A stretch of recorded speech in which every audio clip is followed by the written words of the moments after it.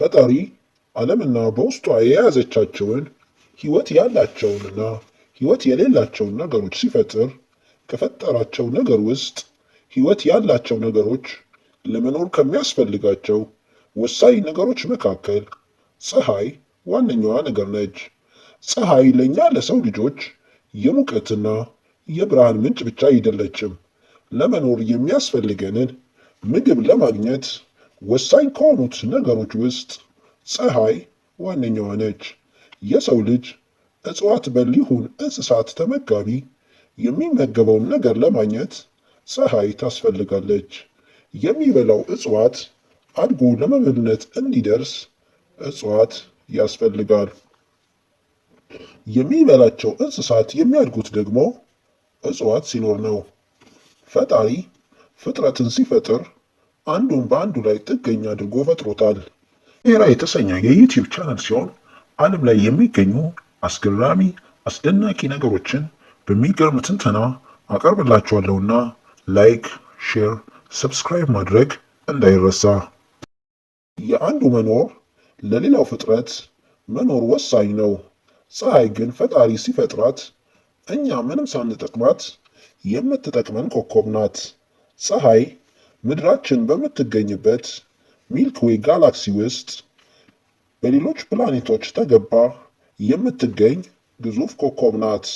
የፀሐይ ግዝፈት በሚልክዌይ ጋላክሲ ውስጥ ካለው ጠቅላላ ግዝፈት 99.86% የሚሆነውን ፀሐይ ትይዛለች። ይህ ማለት ሌሎች ፕላኔቶች፣ ጨረቃዎችና አስትሮይዶች በሙሉ ተደምረው ከፀሐይ ግዝፈት 1% እንኳን አይሞሉም። ፀሐይ እጅግ በጣም ግዙፍ ከመሆኗ የተነሳ ወደ 1.3 ሚሊዮን የሚጠጉ ምድሮችን በውስጧ መያዝ ትችላለች። የፀሐይ የውስጠኛው ክፍል የሙቀት መጠን እስከ 15 ሚሊዮን ዲግሪ ሴልሺየስ ይደርሳል። የላይኛው አካሏ ወይም ፎቶስፌሯ ደግሞ 5500 ዲግሪ ሴልሺየስ አካባቢ ሙቀት አለው። ከፀሐይ የሚወጣው ብርሃን ወደ ምድር ለመድረስ በአማካኝ 8 ደቂቃ ከ20 ሰኮንድ ይፈጅበታል። ፀሐይ የተፈጠረችው ከ4.6 ቢሊዮን ዓመታት በፊት እንደሆነ ይገመታል። በአሁኑ ጊዜ በዕድሜዋ አጋማሽ ላይ የምትገኝ ሲሆን ለቀጣዮቹ 5 ቢሊዮን ዓመታት ያህል ኃይል መስጠቷን ትቀጥላለች። ፀሐይ የተሰራችው ከጠጣር ነገሮች ሳይሆን እጅግ በጣም ከጋሉ ፕላዝማ ነው። በውስጧ 73% ሃይድሮጅን እና 25% ሂሊየም የተባሉ ጋዞችን ይዛለች። ከፀሐይ የሚገርመው ነገር የፀሐይ የላይኛዋ አካባቢ አየር ከላይኛው አካሏ ወይም ፎቶስፌሯ በበለጠ ይሞቃል። የላይኛው አካሏ 5500 ዲግሪ ሴልሺየስ ሲሆን ከባቢ አየሯ ግን እስከ 2 ሚሊዮን ዲግሪ ሴልሺየስ ይሞቃል።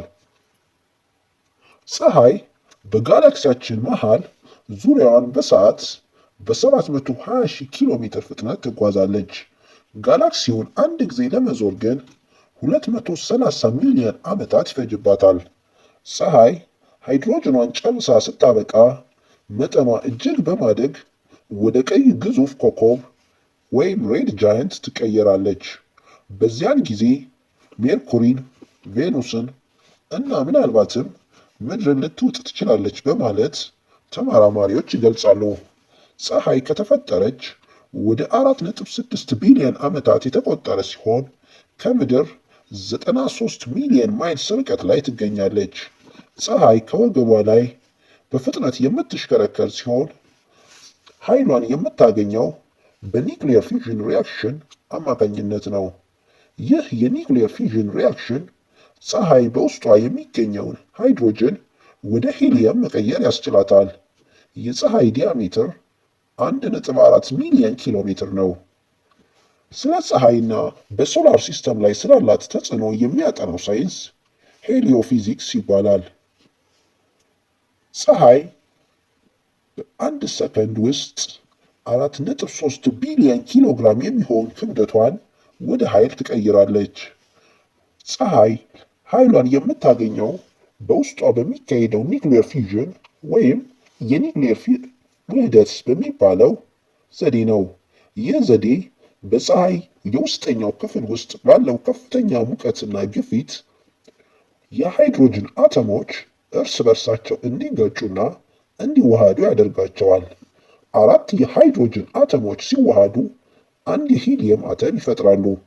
በዚህ ውህደት ወቅት የተወሰነው የሃይድሮጅን መጠነ ቁስ ወደ ከፍተኛ ኃይል ይቀየራል። ይህ የሚለቀቀው ኃይል ነው ለምድር ብርሃንና ሙቀትን የሚሰጠን።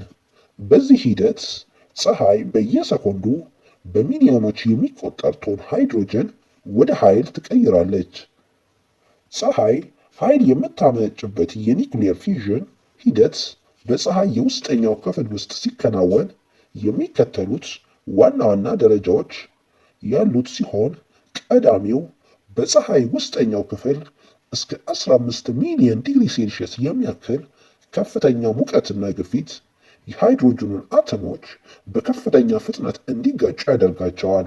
በዚህ የሃይድሮጅን አተሞች የመዋሃድ ሂደት አራት የሃይድሮጅን ኒውክለሶች ወይም ደግሞ ፕሮቶኖች እርስ በርስ በመጋጨትና በመዋሃድ አንድ የሂሊየም ኒውክሊየስ ይፈጥራሉ።